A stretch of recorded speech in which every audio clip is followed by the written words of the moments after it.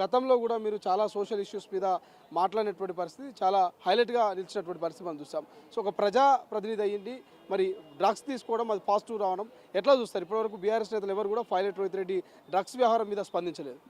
ఒకటే తమ్ముడు, ఇది పార్టీలకు అతీతంగా అంటే ప్రతి ఒక్కరి పైన బాధ్యత ఉంది డ్రగ్స్ అనేది. ఏమయ్యా కేటీఆర్, గతంలో ఏం చెప్పినావా నువ్వు? అసెంబ్లీలో మా ఎమ్మెల్యేలు కౌంటర్ ఇచ్చారు. కౌంటర్ ఇస్తున్నప్పుడు ఏం మాట్లాడినావు నువ్వు? నీకయ్యా కేటీఆర్, నిన్ను ఏం తిట్టాలో కూడా అర్థం కావట్లేదు. అది గుర్తొస్తుందో లేదో మరి. కౌంటర్ ఇచ్చినప్పుడు కాంగ్రెస్ ఎమ్మెల్యేలకు తాగొచ్చిరా నువ్వు. మరి ఇప్పుడు మీ రోహిత్ రెడ్డి మరి చేసిన ఘనకార్యానికి నిన్ను ఏమనాలి మరి? దేంతో కొట్టాలా నేను? నీ నాలుకనా తాటి మట్ట నాది?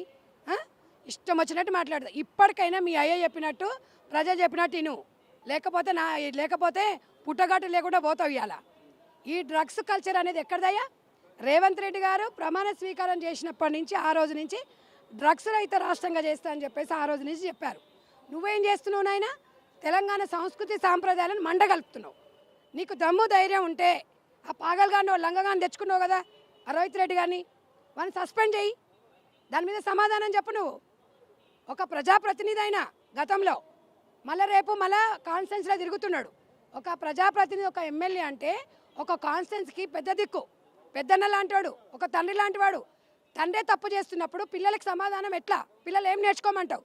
అంటే తాగి ఊగమని మీ అయ్య చెప్తాడు, డ్రగ్స్ కల్చరు రేవు పార్టీలు అని చెప్పేసేమో మీ ఎమ్మెల్యేలు చెప్తారు, నువ్వు చెప్తావు. ఇదా తెలంగాణ రాష్ట్రం కోరుకుంది?